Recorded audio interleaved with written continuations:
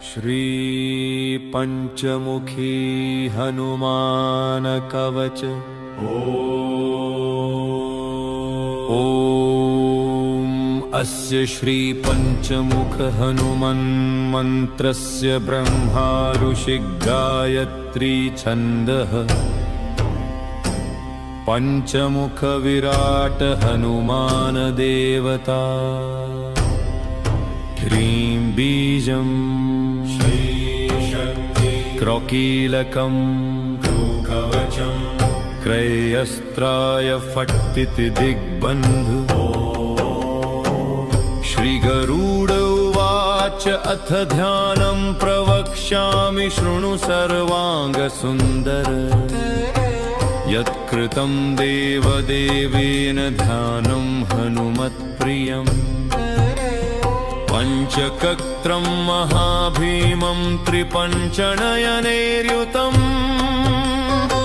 बाहुभिर्दशभिर्युक्तं सर्वकामार्थसिद्धिदम्। पूर्वतु वानरं वक्त्रं कोटिसूर्यसम्प्रभम्।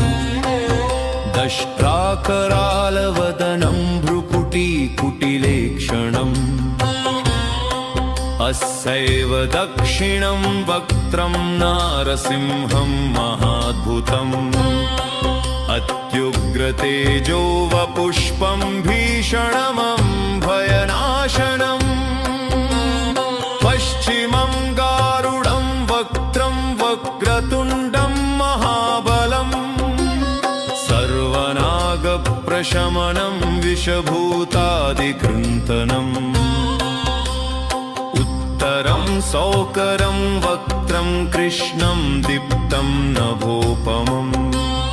पातालसिंहवेतालज्वररोगादिकृन्तनम्।